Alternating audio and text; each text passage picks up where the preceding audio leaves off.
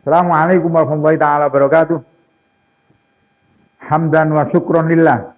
Wassalatu wassalamu ala Rasulillah. Muhammad ibn Abdillah la haula wa la quwwata illa billah ma ba'd. Para pemirsa di studio yang berbahagia, para pemirsa di rumah, mudah-mudahan kalian sehat semua, sehat lahir maupun batin. Amin. Saudara sekalian,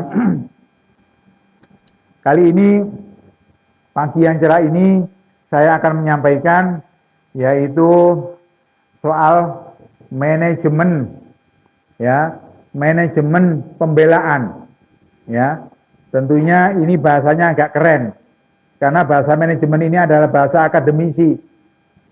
Bahasa akademisi minimal mereka ini dari golongan dari kelas mahasiswa sampai lulus S1, mereka paham hukum, lulus S2 dan lulus S3, ya.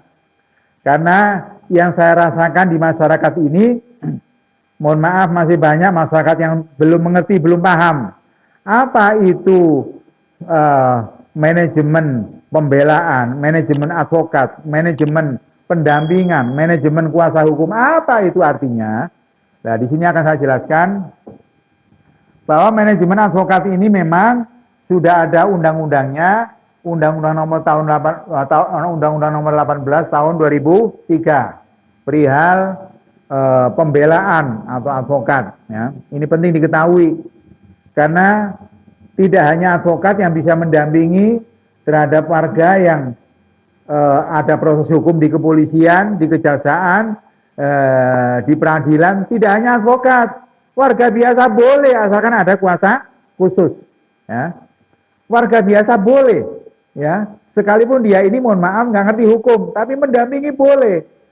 Polisi, jaksa, hakim tidak boleh melarang. Kalau ada surat khusus pendampingan dari orang yang nggak ngerti hukum 100%, tapi dia mendampingi dari tingkat kepolisian, kejaksaan, peradilan, boleh, ya, nggak harus tunduk kepada Undang-Undang nomor 18 tahun 2003. Nah, itu boleh, hati-hati. Dan saya minta untuk diamalkan karena ini ilmu, ya. Ilmu ini nggak semua orang bisa memahami perihal bagaimana cara etika pendampingan di depan hukum, baik itu penyidik kepolisian, penyidik di tingkat kejaksaan, di tingkat peradilan, proses pemeriksaan di peradilan, dan bahkan proses pemeriksaan di KPK, ya. Komisi pemberantasan korupsi bisa, pendampingan itu bisa. Kalau ada oknum dari orang mengaku orang lembaga KPK, dia melarang dari orang yang mendampingi, nggak boleh, itu patut dipertanyakan itu, ya. Kredibilitas daripada orang ini patut dipertanyakan, kebenaran daripada penyidikan ini. Itu nggak boleh dilarang. Ya, sampai-sampai karena betul-betul ini warga dari anak orang tua si A, lalu dia itu belum sempat membawa surat kuasa, boleh mendampingi, boleh, nggak boleh dilarang. Ya, ini undang-undang, ini hukum, ya. Nah, etika daripada pembelaan ini antara lain seorang pembela, seorang advokat, seorang penasihat hukum nggak boleh dia ini merangkap membela daripada pihak lawan. Artinya begini, ada pihak yang dia bela A, misalkan kelompok A, kemudian dia itu berkolaborasi dengan kelompok B, nggak boleh. Ini larangan, nggak boleh.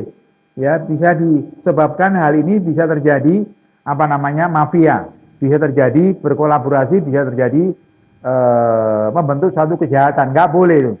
Jadi harus salah satu, ya, atau salah satu dibatalkan karena mungkin sama-sama baik, sama-sama kawan dia, dibatalkan salah satunya, dia fokus kepada si kelompok A ini. Nah itu, ya, ini diingat-ingat.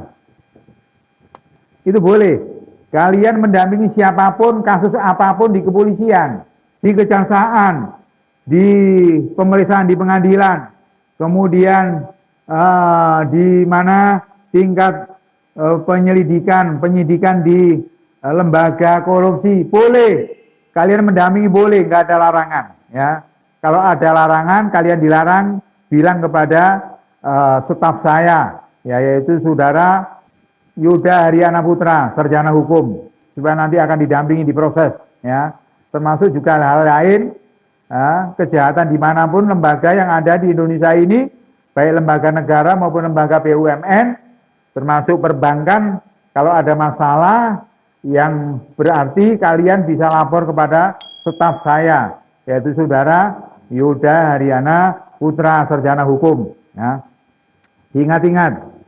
Nah, seperti itulah bagaimana kalau seorang penasehat, seorang pendamping ini main berkolaborasi dengan oknum penyidik. Saya bilang oknum karena kalau penyidik yang baik bukan oknum.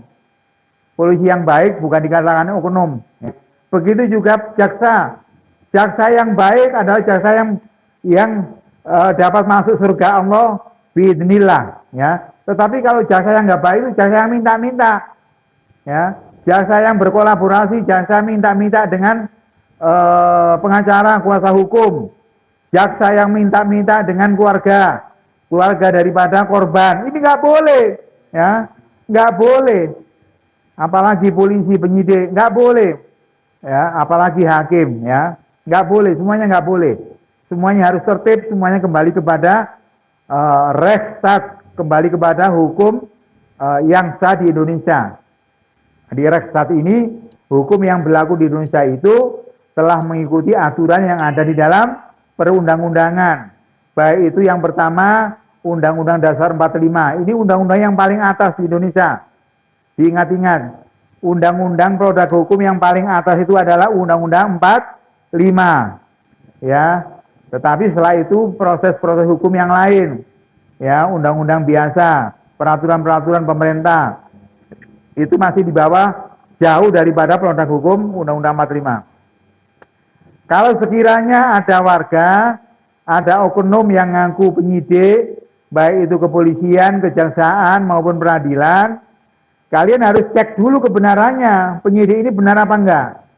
Sebab kadang-kadang di masyarakat itu bisa terjadi, apalagi masyarakat yang jauh dari kota metro, termasuk Bengkulu, Bukit Tinggi, Bandar Lampung, Minangkabau. Di sana banyak kejahatan, ya. Banyak oknum perbankan itu main hakim sendiri, ya. Banyak oknum-oknum dari BUMN tertentu itu main hakim sendiri. Dia nakut-nakuti warga yang punya hutang belum bisa menyelesaikan keuangannya, dia ditakuti rumahnya mau dirampas kalau nggak bisa bayar. Ini nggak boleh terjadi, ya, nggak boleh terjadi.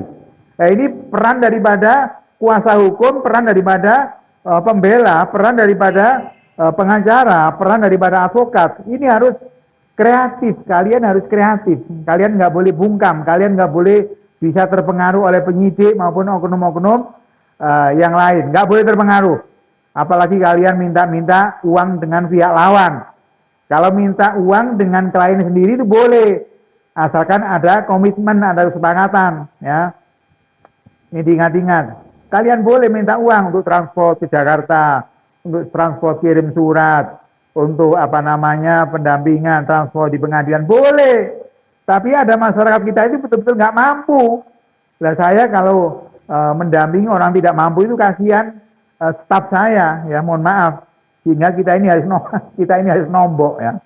Kita ini harus nombok kalau mendampingi orang-orang yang nggak punya uang itu kasihan, ya. Terpaksa kita harus nombok. Nggak apa-apa, itu sesuatu yang biasa, sesuatu yang tidak ada pertentangan hukum di Indonesia. Kita rasa cukup demikian, kurang lebihnya saya mohon maaf. Wallahul muwaffiq ila aqwamit thoriq. Wassalamualaikum warahmatullahi taala wabarakatuh.